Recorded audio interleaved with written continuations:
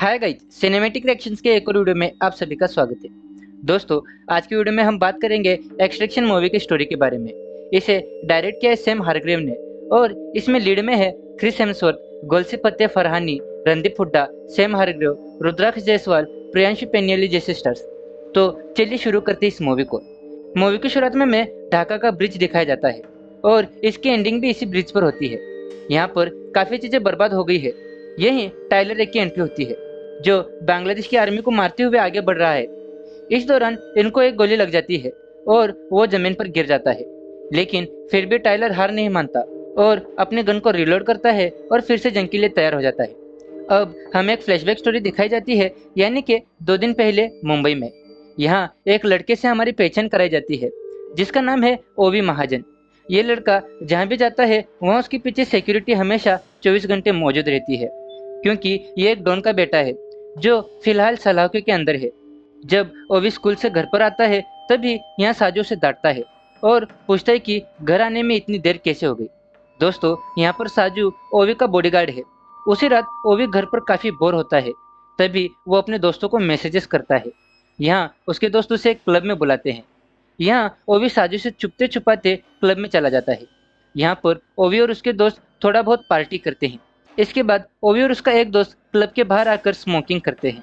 तभी 2 पुलिस वाले वहां पर आ जाते हैं और इन दोनों से पूछताछ करना शुरू कर देते हैं। तभी यहाँ पर एक पुलिस वाला ओवी के दोस्त को गोली मार देता है और ओवी को किडनैप कर देता है। यहाँ पर दोस्तों, वो पुलिस वाला असली पुलिस वाला नहीं था।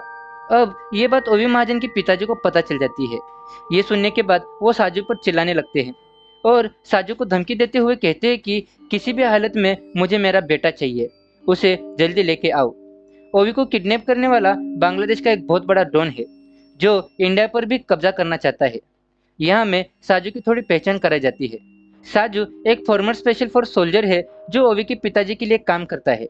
यहाँ पर साजू यही बात अपनी बीवी को आकर बताता है और कहता है कि मैं एक शख्स को जानता हूँ जो ओवी को वापस लेके आ सकता है, लेकिन उस आदमी को पे करने के लिए ओवी के पिताजी के पास पैसे नहीं है। इसीलिए साजू यह एक और प्लान बनाता है जो काफी डेंजरस है। अब इसके बाद टाइलर का इंट्रोडक्शन होता है। यहाँ देखते ही देखते टाइलर एक जेल में कूद जाता है। इसे देख के ऐसा लगता है कि टाइलर अपनी जिंदगी से काफी परेशान है। वो मुक्ति पाना चाहता है। कोई तो चीज है जो उसे अंदर ही अंदर खाए जा रही है। ऑस्ट्रेलिया में टाइलर एक झोपड़ी में रहता है। तभी निक खान उसके पास आती है और वो टाइलर को एक मिशन बताने लगती है। तो दोस्तों, ये मिशन ओवी को इंडिया में लाने का है। पहले तो टाइलर इस मिशन के लिए हामी नहीं भरता है, लेकिन थोड़ी देर कुछ सोचने के बाद वो इस मिशन को करने के लिए हामी भर देता है। सेम इसी तरह साजू भी अपनी वाइफ को अलविदा कहता है और उसी मिशन के लिए निकल पड़ता है। अब निक और उसकी टीम ढाका में पहुंच जाती है और प्लानिंग करने लगती है। अब यहाँ में ओवी को किडनैप करने वालों को दिखाया जाता है जिसका नाम है आमिर आसिफ। ये बांग्लादेश का बहुत ही बड़ा डॉन है और बांग्लादेश की पुलिस और मिलिट्री पर इसका कब्जा है। ये यहाँ पर जो चाहे कर सकता है, कोई इसे रोकने वाला नहीं है। अब इंडिया पर हक जताने के लिए आमिर ने ओवी को किडनैप कर लिया था। यहाँ पर निक अपनी टीम को एक एक्सट्रैक्शन पॉइंट दिखाती है और वो एक बोट होती है। यहाँ टाइलर को ओवी को इस बोट में लेके आना है। इनके प्लान के मुताबिक निक और उसकी टीम इस बोट के जरिए बांग्लादेश से निकल जाएगी, लेकिन ओवी को लाना इतना आसान नहीं है। इसके बाद हमें भीड़ भाड़ से भरा ढाका शहर दिखाया जाता है जहाँ पर टाइलर उन किडनैपर्स के कॉल का इंतजार करते हुए बैठा है। यहाँ पर एक्चुअल डील ये है कि टाइलर उन किडनैपर्स को पैसे देगा और वो किडनैपर्स उसे ओवी दे देंगे। तभी यहाँ पर किडनैपर्स आते हैं और टाइलर के मुंह पर एक कपड़ा रख के उसे भी अपने वैन में बैठा कर उसे लेके चले जाते हैं। अब एक जगह पर आने के बाद टाइलर उन किडनैपर्स से ओवी उनके पास है या नहीं इसका प्रूफ मांगता है। यहाँ पर एक किडनैपर टाइलर से कहता है कि पहले पैसे दो फिर मैं बच्चा दूंगा, लेकिन टाइलर नहीं मानता और अपनी बात पर अड़ा रहता है। यहाँ पर वो किडनैपर टाइलर के सर पर एक बंदूक रख देता है और हमें तो पता ही है कि टाइलर मौत से नहीं डरता, इसलिए यहाँ वो हड़बड़ाता नहीं है। तभी वो किडनैपर अपनी बंदूक का ट्रिगर दबा देता है, लेकिन उसमें बुलेट्स नहीं होते हैं। वो तो सिर्फ टाइलर को डराना चाहता था। यहाँ टाइलर की हिम्मत को देखकर वो किडनैपर ओवी को दिखाता है। तब जाके टाइलर को तसल्ली होती है। इसके बाद वो किडनैपर्स टाइलर को कहते हैं कि अब जाओ, पहले पैसे लेके आओ, फिर मैं बच्चों को दे दूंगा। तो उसी तरह वो किडनैपर्स टाइलर का मुंह ढककर उसे बाहर लेके जाने वाले ही होते हैं। तभी एक स्नाइपर उनमें से एक आदमी को मार देता है और मौका देखकर टाइलर दूसरे आदमी को भी मार देता है और ओवी को लेने के लिए फिर से उसी रूम में चला जाता है। तो दोस्तों, यहाँ से जो एक्शन शुरू होता है वो मूवी के एंड तक चलता है। यहाँ पर अंदर टाइलर आदमियों को मारते रहता है और बाहर एक स्नाइपर बाहर के आदमियों को मारता है। यहाँ पर हमें एक जबरदस्त फाइटिंग देखने को मिलती है। यहाँ पर एक छोटा बजट टाइलर पर बंदूक पॉइंट करता है।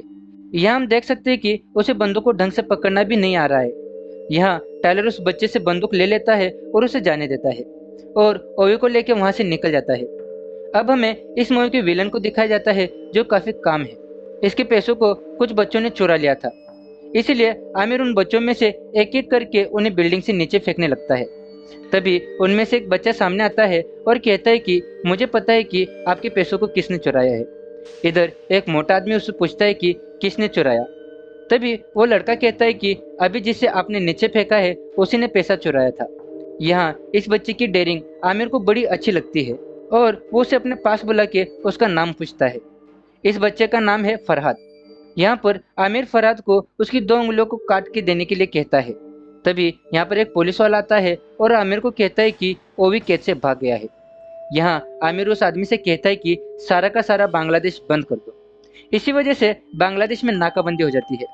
अब से बांग्लादेश में ना कोई आ सकता था और ना कोई जा सकता था। अगले सीन में टाइलर ओवी को एक सेफ जगह पर लाता है और उसे खाने पीने के लिए कुछ चीजें देता है और दोनों बुलेट प्रूफ जैकेट्स पहन लेते हैं। अब निक को प्रूफ दिखाने के लिए वो यहाँ पर ओवी की एक वीडियो कैप्चर करता है और उसे भेज देता है। अब एक्सट्रैक्शन पॉइंट पर टाइलर का इंतजार ये दोनों आदमी कर रहे थे। यहाँ पर निक ओवी की वीडियो प्रूफ उन आदमियों को भेजती है जिन्होंने उसे एक काम दिया था, लेकिन यहाँ पर वो लोग निक को रिस्पॉन्स नहीं करते। असल में दोस्तों, डील ये थी कि निक उन्हें प्रूफ दिखाएगी और वो लोग उसे मनी ट्रांसफर कर देंगे। उसके बाद बच्चे को उसके घर पर सेफ लौटा दिया जाएगा। तभी यहाँ पर बोट के पास मास्क पहने एक आदमी आता है और उन दोनों आदमियों को मार गिराता है। यहाँ एक स्नाइपर बोट पर खड़ा रहता है। इस मामले को देखकर निक टाइलर से कहती है कि तुम थोड़ा वेट करो, क्योंकि हमको अभी तक पेमेंट नहीं हुई है। लगता है कि हमारे साथ धोखा हुआ है। अब बांग्लादेश की पुलिस उस बोट को घेर लेती है। ये देखकर टाइलर ओवी को लेकर वापस पीछे मुड़ जाता है। यहाँ हमें पता चलता है कि वो मास्क वाला आदमी साजो था। दोस्तों, ओवी के पिताजी ने निक को ये मिशन दिया था, बट उसके पास इतने पैसे नहीं है कि वो निक को पे कर सके। इसी वजह से उसने साजू को भेजा था ओवी को वापस लाने। यहाँ पर जंगल में साजू ओवी को आवाज लगाता है और कहता है कि ओवी, ये मैं हूँ साजू, आ जाओ मेरे पास, मैं तुम्हें घर लेके जाता हूँ। लेकिन टाइलर उसे जाने नहीं देता। टाइलर ओवी का ध्यान भटका देता है और साजू पर एक ग्रेनेड डाल के ओवी को वहां से भगा के लेके चला जाता है। दोस्तों, यहाँ पर 12 मिनट का एक वन टेक एक्शन सीन देखने को मिलता है जो वाकई कमाल का है। अब टाइलर ओवी को लेके फिर से ढाका सिटी में आ जाता है, लेकिन यहाँ पर टाइलर के पीछे 2 आदमी लग जाते हैं। उनमें से एक था साजू और एक बांग्लादेश का पुलिस वाला। यहाँ पर किसी तरह बचते बचाते टाइलर ओवी को लेके घरों घरों में से घुसता जाता है। यहाँ पर टाइलर उन सभी सोल्जर्स को मार गिराता है। इसके बाद टाइलर का सामना साजू से होता है और दोनों के बीच कमाल की हैंड टू हैंड फाइट होती है और दोनों एक दूसरे पर भारी पड़ रहे थे। साजू यहाँ पर अपनी बहादुरी से ओवी को टाइलर के चंगुल से भगा लेता है, लेकिन फिर यहाँ टाइलर एक ट्रक लेके आता है और उससे साजू को टक्कर मार देता है और वापस ओवी को अपने साथ ले लेता है। अब टाइलर ओवी को लेके उस ट्रक से कूद जाता है। अगले सीन में टाइलर से परेशान आमिर उसकी फोटो बांग्लादेश के गुंडों में बांट देता है और कहता है कि जहाँ पर भी तुमको ये आदमी दिखे उसे मार दो और उसके साथ जो बच्चा है उसे मेरे पास ले आओ। अब रात हो जाती है और ओवी और टाइलर एक फैक्ट्री में आते हैं और थोड़ा रेस्ट करते हैं। यहाँ पर ओवी टाइलर की मरहम पट्टी करता है क्योंकि टाइलर काफ़ी ज़्यादा चोटिल हो गया था। इसी दौरान टाइलर को निक का कॉल आता है और वो कहती है कि हमें अभी तक पेमेंट हुई नहीं है, इसीलिए तुम उस बच्चे को वहाँ पर ही छोड़ के वापस आ जाओ। लेकिन टाइलर कहता है कि मैं इस बच्चे को किसी भी हालत में इसके घर पहुँचाऊँगा, क्योंकि यही हमारा मिशन है। अगले सीन में हम साजो को देखते हैं जो एक रूम में जाके अपनी टूटी हुई नाक को ठीक करता है और वो अपनी वाइफ को कॉल करके कहता है कि अगर 12 घंटे के अंदर मेरा कॉल नहीं आया तो अपने सारे पैसे और बच्चों को लेके गायब हो जाना, और अगर मैं बच गया तो मैं तुम्हें ढूंढ लूंगा। थोड़ी देर बाद टाइलर और ओवी बाहर निकलने की कोशिश करते हैं। तभी यहाँ पर आमिर के गुंडे आ जाते हैं और टाइलर पर फायरिंग करना शुरू कर देते हैं। दोस्तों, यहाँ पर गुंडे छोटे बच्चे थे, इसीलिए टाइलर उन बच्चों को मारता नहीं, बस थोड़ा बहुत पीटता है और उन्हें वहाँ से डरा के भगा देता है। यहाँ से ये दोनों एक अंडरग्राउंड गटर के अंदर जाते हैं और तभी टाइलर निक को कॉल करता है और कहता है कि तुम जल्दी गैस्पर को यहाँ पर भेजो। थोड़ी देर बाद यहाँ पर गैस्पर आ जाता है। अब गैस्पर इन दोनों को अपने घर पर लेके आता है और उन्हें रेस्ट करने को कहकर चला जाता है। अगले सीन में हम देख सकते हैं कि फरहाद अपनी एक उंगली आमिर को दे देता है क्योंकि वो टाइलर को रोकने में नाकामयाब हो गया था। तभी आमिर उसे कहता है कि तुम अपनी बच्ची कुची उंगलियों को बचा के अपने पास रखो क्योंकि ये बंदूक चलाने में काम आएंगी। अब टाइलर और ओवी एक रूम में रेस्ट कर रहे होते हैं। तभी इन दोनों के बीच थोड़ी बातें होती है। यहाँ ओवी टाइलर को उसकी फैमिली के बारे में पूछता है। तभी टाइलर कहता है कि मेरा एक 6 साल का बच्चा था लेकिन उसकी कैंसर की वजह से मौत हो गई थी और टाइलर को हमेशा से यही गिल्ट रहता है कि वो अपने बच्चों को नहीं बचा पाया। इसी वजह से टाइलर मौत से डरता नहीं। यहाँ पर थोड़ी देर बाद गैस्पर आता है और वो ओवी को आमिर के हवाले करने की सलाह देता है। इसके बदले आमिर इन दोनों को $10 मिलियन देने वाला है। यहाँ पर टाइलर को लगता है कि गैस्पर मजाक कर रहा है लेकिन थोड़ी देर में गैस्पर ओवी को मारने के लिए ऊपर चला जाता है तो टाइलर उसे रोकने की कोशिश करता है। इस दौरान इन दोनों के बीच हाथापाई होती है। ये शोर सुन के ओवी नीचे आता है और गैस्पर की बंदूक से ही गैस्पर को मार देता है।